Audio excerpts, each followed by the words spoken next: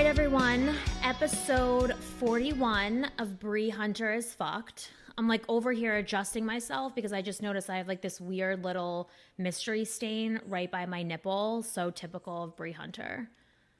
Complete mystery? Do you have any thoughts on what it could be? No, maybe I spilled makeup. It literally looks like it's right where my nipple is pretty much. It literally looks like I'm lactating. I feel like that's like always a weird subject on this podcast. Like it always turns to lactating and breastfeeding, but it really like that's what it looks like. When's the last time you've lactated? Have you ever? No, you have to have, I think you have to be pregnant in order to lactate. Like I don't think you could just spontaneously lactate. I've heard people say that before, but I've heard people say the opposite, so I don't know. Interesting. Yeah, I'm actually surprised if that is a thing. I'm surprised it hasn't happened to me yet because that's like very much like a Bree Hunter story, so to speak. Mm-hmm. By the way, speaking of things leaking and whatnot, your dog's anal glands exploded last week, which is not how one wants to start their spring, I would imagine. Absolutely not. This week has been hell for me. This dog, I have a little Chihuahua. Yeah. He's very sensitive to pain. So, had to take him in for surgery because his butt was bleeding. And so this whole week he's been, crying and screaming and it's been awful. Oh my God, yeah. Anything like anal is very like dicey. I feel like I always like I'm thinking of like when like porn stars like they like their butt or their anus like prolapses. I feel like that was Flash. Anytime I see that on porn, no thank you. Exiting out right there. No, I know. It's gross. It's really, really gross. By the way, so you know this story, but I obviously wanted to tell the listeners. When I was coming home from New Jersey, TSA stopped me for my vibrator. Oh, yeah, you told me about that. I wanted to know more about it, but you wanted to save it for the podcast, so let's talk about it. Oh, my God. So I always travel with my vibrator in my carry-on, like I do with all my other... Because it's like a vital thing. If the airline ever loses, like, my checked bags, like, I'm like, okay, well, I have to put everything important in my carry-on. So I don't ever want to lose my vibrator, so I put it in my carry-on, right? Now, technically, it is a large electronic, which they advise you to take out of your bag and put in a separate bin, like your laptop. But I'm not going to do that, right? And I've done it like so many times, and I've never gotten caught. So when I was going to the airport, I just had a bad feeling. Like I just knew something weird was going to happen. So whatever. So I get there. I clear security, and I'm like waiting for my bag to come through the belt. I see it go through the scanner, and I see the TSA agent be like, no, like run the bag again. He runs the bag through again, and he's like, he points to his friend, and they flag it, and now they have my bag. And I'm like, in my mind, I'm like, I know exactly what's about to happen right now. You know when it's what do you call it?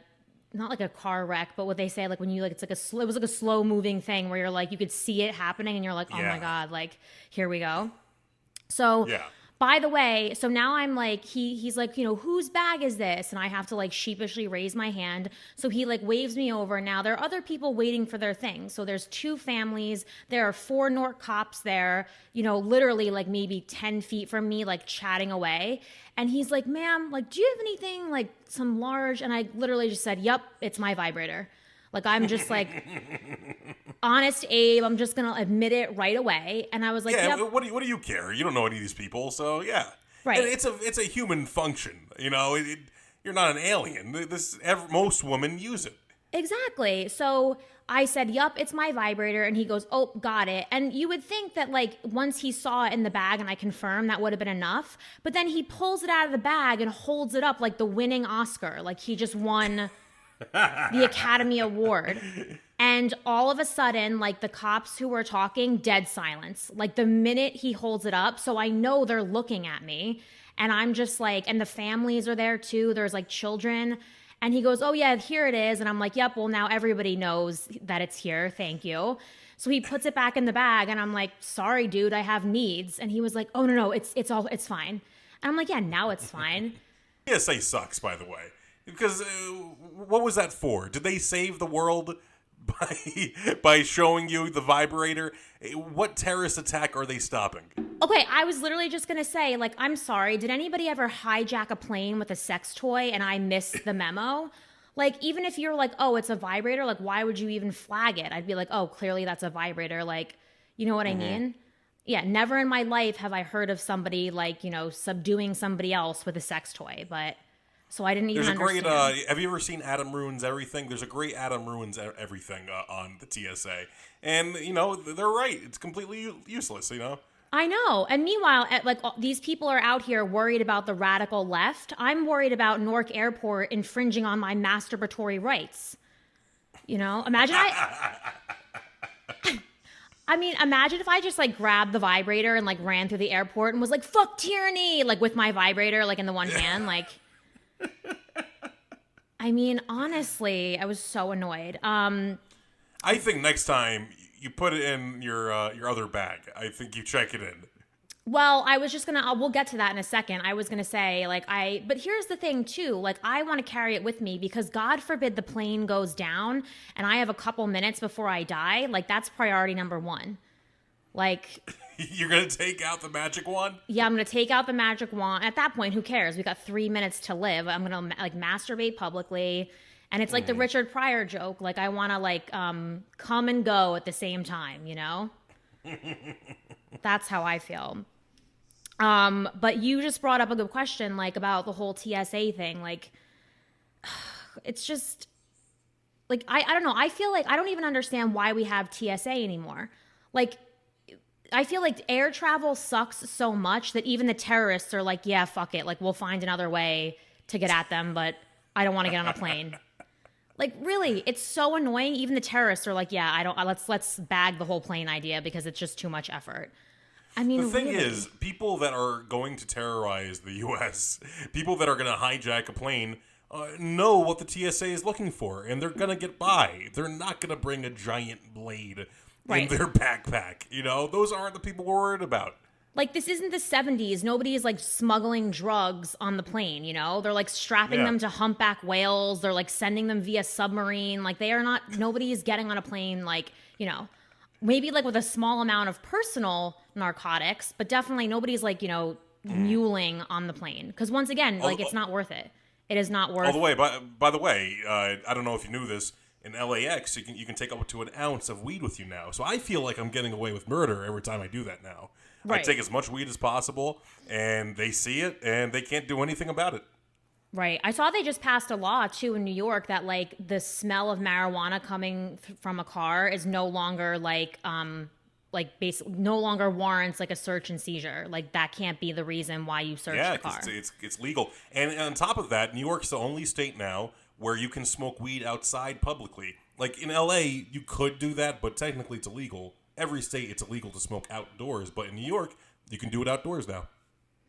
Yeah, I'm excited about it. I'm not even like a huge weed smoker, but I'm just like, for everybody else's sake, I'm glad that it's decriminalized, especially like when like in terms of air travel, because a lot of people use it for anti-anxiety, and flying on a plane.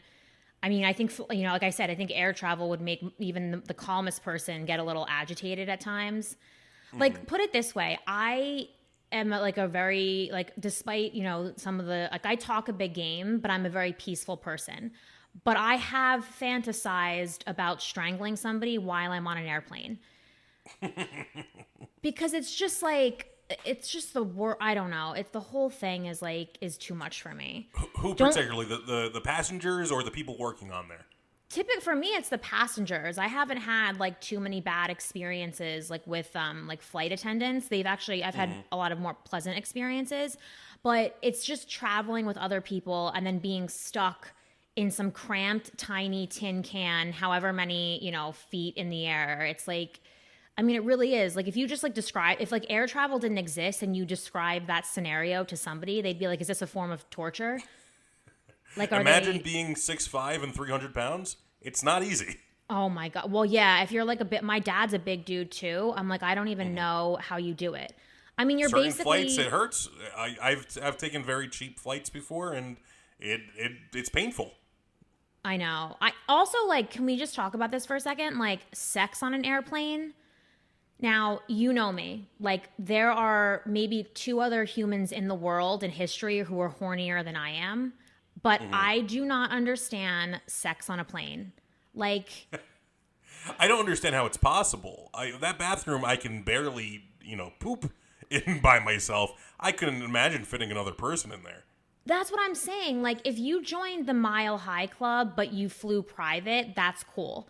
But if not, I'm like, okay, basically you fucked in a porta potty.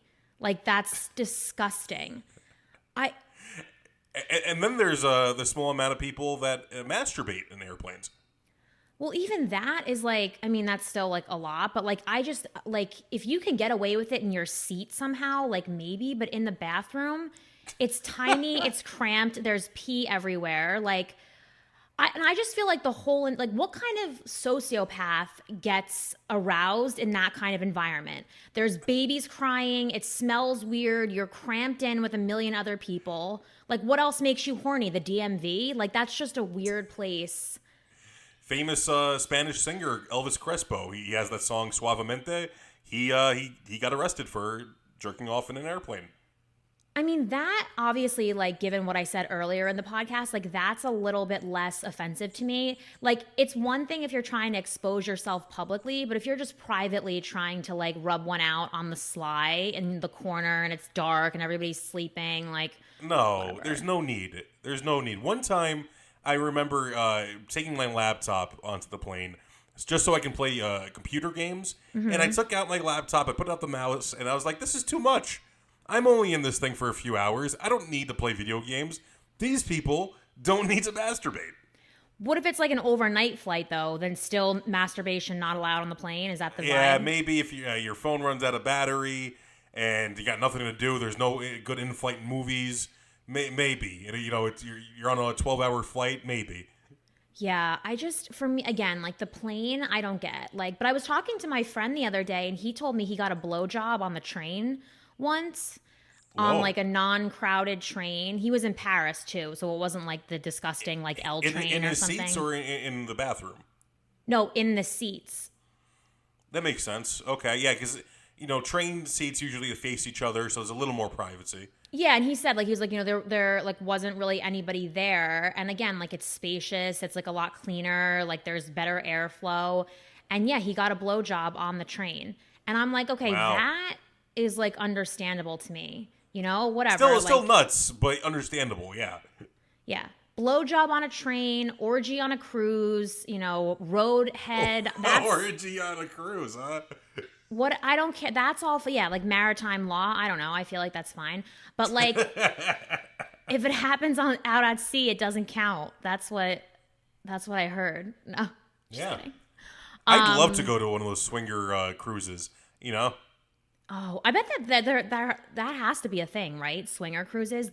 Absolutely, yeah. They're largely popular. And now I don't know if I'll ever have a significant other that's okay with that, but I think it sounds fun. Listen, Al, like shoot for the stars, okay? Like don't give up on the dream just now. They have resorts too, all-inclusive resorts for swingers. Well, that I knew. I actually like had a pair of friends who got stuck staying there in Cancun once. There was like a group of like my guy friends who got stuck staying at a swingers resort in Cancun because they booked late and it was the only place left. So they were like, all right, well, we'll just stay here and then go visit our friends at the other resort. But they had to stay at like the couple swingers. And it was clothing optional too. Mm. But which I think originally like sounded cool to them until they realized it was like 50 and 60-year-olds walking around the nude. And they were like, okay, like I think... Yeah, that's the case. I've been to nude beaches before, and you think you're going to see a bunch of hot people. You see maybe one or two hot people, tops. Everyone else is in their 60s and have tits down to their knees. Yeah, no, it's not the glamorous, like, porny situation you think it's going to be. But I'm very, I've become very, European about nudity at this point in my life. Like, I just it doesn't bother me like it once did. Like, I walk around my apartment naked or half naked all the time. And I know my neighbors they can definitely see in. But I just feel like does it matter? Like, I try to be respectful. Shield your eyes, Well, no, I was going to say, I try to be respectful. Like, the other night they were having a party, so I was like, okay, I better put clothes on and, be respectful.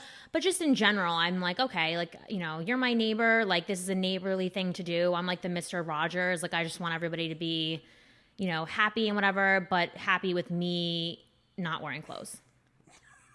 Well, at least you have an attractive body. For me, I'm on the first floor, so I constantly see heads passing by when I'm completely naked, and they can't be happy. Oh my God, stop it. Don't say that, Al. We're about body positivity here. So let your freak flag fly, you and Flash. You should just start walking Flash in the nude right in front of your building. That being said, too, I really don't like when people are out exercising with no shirt on. Well, guys, even if they're an attractive, in shape guy, put a shirt on. Oh, see, I'm the opposite. Like, I like just people like like the less clothing, the better. I think the NFL should have less clothing. I've been planning on writing a letter to Roger Goodell that like they need to change the uniform to basically make it like a loincloth almost. Like, I know that they need to be protected and stuff like that, so I feel like we can still work that into the outfit. But I plan on writing. He is still the commissioner, right? Because I don't pay attention. Yes, he is. Yeah, so I'm going to write a letter to him and offer to come in and even do like a presentation if he wants. I love a good presentation. Well, you know why it won't work? Have you ever heard of the Lingerie Football League? Oh, yeah, I did. Yeah, I have. Yeah, and they started out with a very minimal amount of clothing, and then little by little they turned into the LFL. Then it was suddenly more clothing on them, and now they're the XL. They have a lot of clothing on them because it's very, inconvenient when you're falling down onto the turf and you have no clothing to protect your thighs. Ugh, that's so annoying. I just feel like it would be. I think I would then want to watch football if they played in less clothing. Well, I'm telling you, the Lingerie Football League is actually very fun to watch. Right, but I guess personal injury like that takes precedence, But it's part of the reason, not the whole reason I like MMA, is that they're scantily clad and you could see all the things. Oh yeah, it's too much for me. That's why I don't watch. I'm not comfortable with my sexuality enough to watch it. I watch those pre-show press conferences, and they're all oiled up. Too much for me. Again, like you and I are very like you're a little more like what's the word chaste? You know what I'm talking about? I'd say I'm reserved. I don't know. Reserved. We are humans. We're not animal. we put on some shirts. It's so crazy to me that you're the Latina on this podcast because I feel like I am the Latina on this podcast. Like I am a lot more like spicy and passionate, and you're over here like you're very waspy. You're like, oh, nudity only in the home, and like no public fornication and whatever. Which I think it's a fair compromise. If you're in your apartment, take your clothes off. If you're walking outside, put your clothes back on. It's easy. Oh, I'm the opposite. I'm like free the nipple. I can't wait to breastfeed in public places, just to stick it to the man. Yeah. Well, it's different because women are beautiful. Women are, the woman body is so attractive. I have no problem with someone breastfeeding in public, or if they just want to have no shirt on in public, fine. Even if you're not a particularly attractive woman, I'm fine with it. It's the guy's body, and I'm speaking for everyone too, not as a heterosexual. I'm speaking for the human race. Nobody wants to see a guy's body naked. It's so true. Like now that I think about it, like the female, it's funny that we like let men not wear shirts, but we don't let women not wear shirts because realistically speaking, I think both men and women appreciate boobs more than they do. Yeah, it's backwards. It doesn't make any sense. It's very, very strange. I don't know. It's like in the Middle East. Why would you clothe these women head to toe? It doesn't make any sense. Right, that we should be wrapping up the dudes. Nobody wants to see that shit all the time. No. Yeah, but, exactly.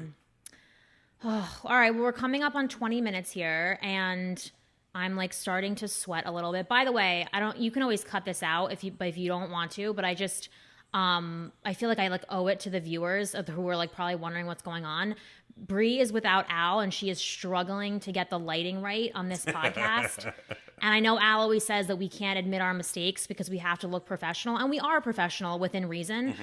But these lights are going to be the death of me. I swear to God.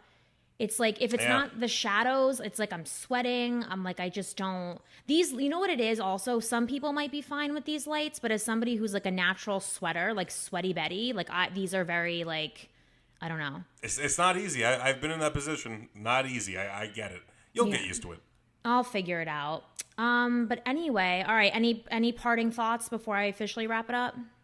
No, just like every week, like and subscribe and follow Bree on Instagram and follow the Lughole Network on Instagram. Yes, absolutely. Follow Lughole, follow Bree. I need to start like promoting the whole like and subscribe thing more. I say that every time and then I forget, but I will do it this week. Anywho, all right, guys, until next time, Al and I and the twins love you very much, and please beware of TSA. Whoa!